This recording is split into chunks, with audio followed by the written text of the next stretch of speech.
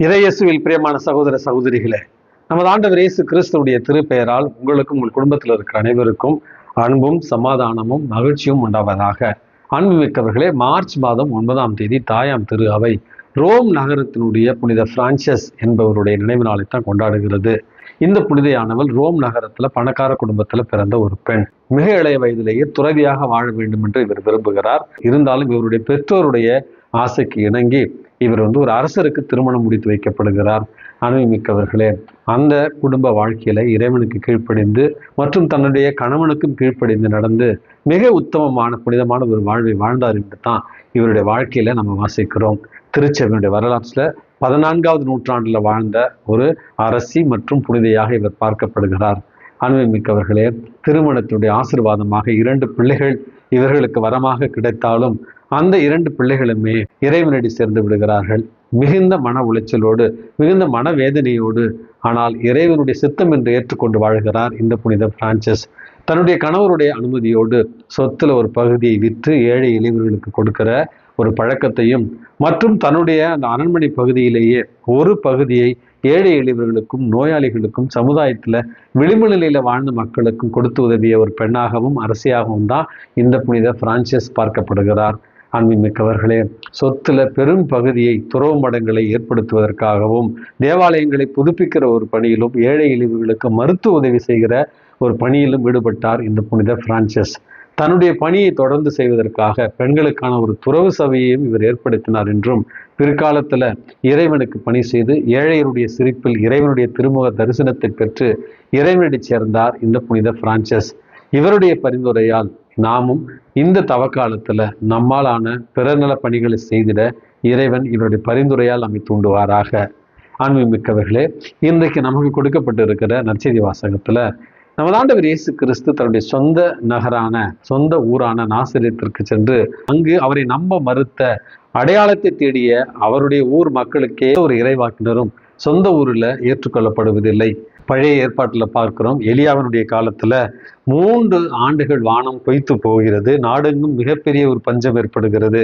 ஆனால் அந்த காலத்தில் இஸ்ராயலரிடத்திலே பல கைம்பெண்கள் இருந்தாலும் அவர்கள் எவரிடமும் எலியா என்கிற இறைவாக்கினர் அனுப்பப்படவில்லை. சீதோனை சேர்ந்த சாரிபாத்தில் வாழ்ந்த ஒரு கைமனிடம் மட்டுமே அந்த இறைவாக்கினர் அனுப்பப்பட்டார்.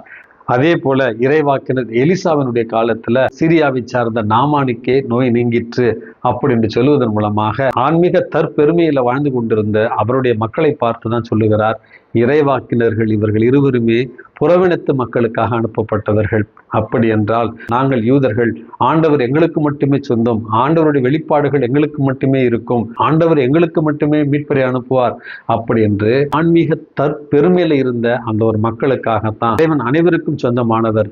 தாட்சியோடும் கீழ்ப்படிதலோடும் இறைவனை காண விரும்புகிற எவருக்கும் அவர் தன்னை வெளிப்படுத்துவார் என்கிற பேருண்மையைத்தான் இன்றைய நற்செய்தி வாசகம் நமக்கு தெளிவுற எடுத்து சொல்லுகிறது. அன்புமிக்கவர்களே, நம்முடைய இந்த சமகாலத்துல நம்ம பார்க்கிறோம், நமது ஆண்டவர் இயேசு கிறிஸ்து பேதுருவை பார்த்து, பேதுரு நீ ஒரு பாறை, உன் மீது என் திருச்சபையை கட்டுவேன் என்று ஒரே ஒரு திருச்சபையைத்தான் நமது ஆண்டவர் இயேசு கிறிஸ்து கட்டி எழுப்ப விரும்பினார்.